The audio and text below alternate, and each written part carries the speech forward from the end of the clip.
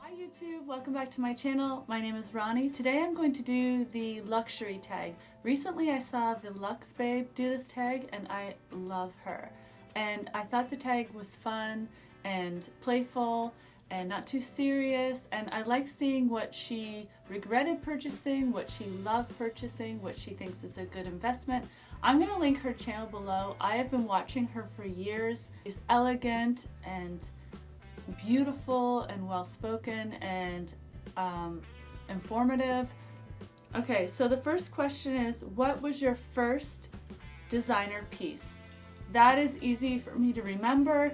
It was a Louis Vuitton bucket bag, and I'll insert a picture somewhere here. I saw this bag on a girl and I had to have it. I purchased this bag when I was about 22, which seems a little late because everyone else doing this tag got their luxury pieces at 12, 17. So anyway, I saved up all my money. The bag was around $800 and I carried it religiously, every day, everywhere. I got great use out of it, but I ended up passing it along to my youngest sister, and she is a Louis Vuitton collector. She's not necessarily a handbag collector of designer bags. It's specifically Louis Vuitton. I think she has maybe 50 pieces in her collection, and she has a classic trunk. And anyway, if anybody is really a Louis Vuitton fanatic out there, leave me a comment below if you want to see her collection. If you want me to film her collection and show you all her pieces, I'm sure she would be more than happy to do that, and I could do that with her and it would probably be really fun. So let me know if you're interested in that. Okay, the second question is, what do you consider your best investment? I definitely think that jewelry is number one best investment. Rolexes. My husband bought me this Rolex for one of my birthday presents a while back. You can always get your money back from jewelry. It always appreciates in value, so I think designer jewelry definitely is number one. But the second piece I would say is this Chanel bag. It is the classic jumbo in caviar leather with the gold hardware. I have had this bag for probably, I would say, about 3 years, and there definitely has been an increase in value, and it is only getting more expensive. Besides the Kelly and the Birkin, the Hermes Kelly and Birkin, I would say that this would be the third in line for a classic bag that is only increasing in value and is hard to find, hard to get. I was on a wait list, I think, for 2 years for this bag. No, not 2 years, about a year. So anyway, it was definitely this bag. This bag is in a mint condition. There's not a scratch on it. And I definitely love this piece, and it is definitely an investment piece. Okay, the third question is, what is your criteria when looking to buy a piece? So I put a lot of time and effort and obsession into my luxury designer purchases. Usually it's something either I've wanted for a while or I'm obsessing over. I don't know that I have a criteria. It's just something, a piece that excites me, that I'm just lusting over. So it's not always a classic piece like the jumbo Chanel bag. Sometimes it's, you know, just a fast fashion piece, a piece that is maybe currently in style and is not going to stand the test of time, but I'm obsessing over it and I like it. So I don't know that I have a criteria. I think it's just something that moves me, something that I get excited and I get like butterflies on my stomach and I'm so excited about this piece. Okay, so the fourth question is, what has been your stupidest, most regrettable purchase? I've had a lot. I would say that, you know, in my early years of buying designer pieces, I bought a lot of Gucci and Prada and Ferragamo, designers like that. And there is no resale value in those bags. Very little, maybe a couple $100 if that. If you have a bag and carry it for a season or two, that bag is over, it's old, and hardly sellable. This is true. So Marc Jacobs Stan bag, there's just so many regrettable purchases, because when you're done with it, you're kind of stuck with it. Unless it is a very high-end bag like Chanel, nowadays Celine, Hermes,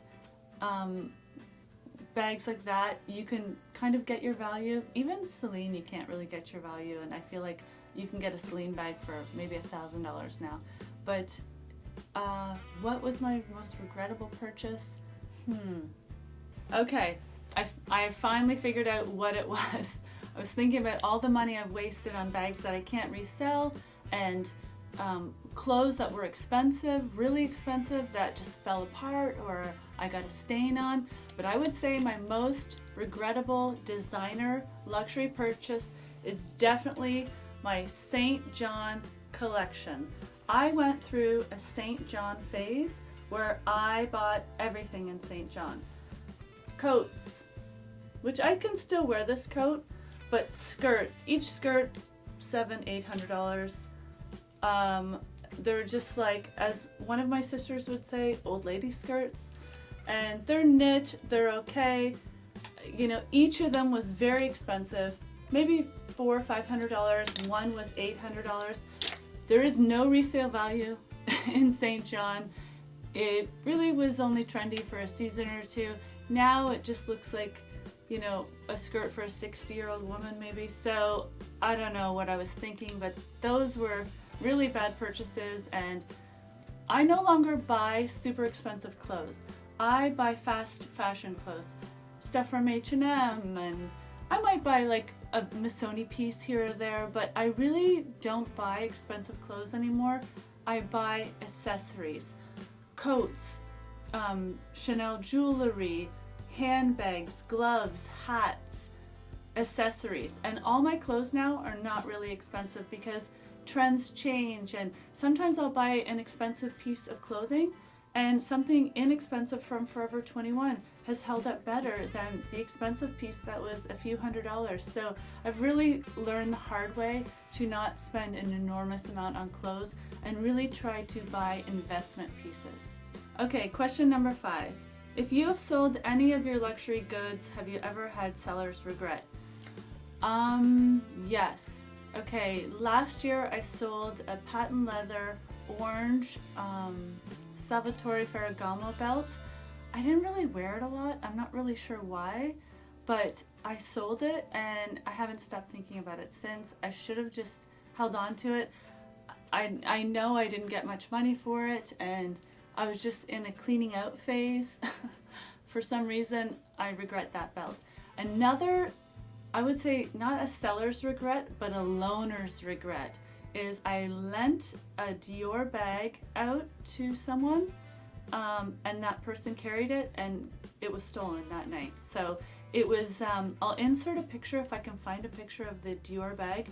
It was my second luxury purchase I ever made. I bought it in Las Vegas, and it was expensive and it was worth every dollar. But that was a loaner's regret. So if you have stuff, be careful if you're gonna loan it out. Okay, question number 6. What is a piece that you think everyone needs or should have? Okay, I don't know if I feel like everyone needs it to be a designer piece, but I definitely believe that everyone should have some sort of crossbody bag. I have had this Chanel crossbody bag for probably 6 years and have worn it to death. I don't really love crossbody bags, and I feel like they can sometimes, this is just my opinion, but I feel like it can look sloppy if it's not styled right. Like, I don't understand when people put really dressy dresses with crossbody bags. I feel, to me, in my opinion, I feel like a crossbody bag is a very casual bag. You know, running errands, you know, just shopping in and out of stores really quickly, not really luxury shopping or taking your time to shop and browse. Just like an errands bag or a traveling bag, you know, a traveling bag. But I have worn this bag so many times and have used it so many times, so it doesn't necessarily have to be a Chanel, but a crossbody bag just for the versatility and the convenience. It's just so easy. You're in and out of the bag really quickly. You know, especially this one, you're just popping into it quick. You know, it's just so convenient. So I would say a crossbody bag, even though they're not my favorite. Number 7. What is a piece that you think is overhyped? That's a really hard one. Overhyped. I'm not really sure, because style and fashion is supposed to be fun and playful and creative, and everybody is different and everybody has their own ideas of what they think looks good or what they like on themselves, or that's why style and fashion is so much fun, because everyone has their own point of view and their own vision. So I don't know if I'm not sure what answer I can give. I love rocker chick looks, and I love, you know, buckles and belts, and there's certain things I don't think look good on me and suit me, but look amazing on other people. At one point I did think it was the Valentino Rockstuds, but then I took the plunge and now I'm obsessed with everything Rockstud, because it's made so well and their shoes are so comfortable. So, ooh, I just thought about it. Okay, overhyped.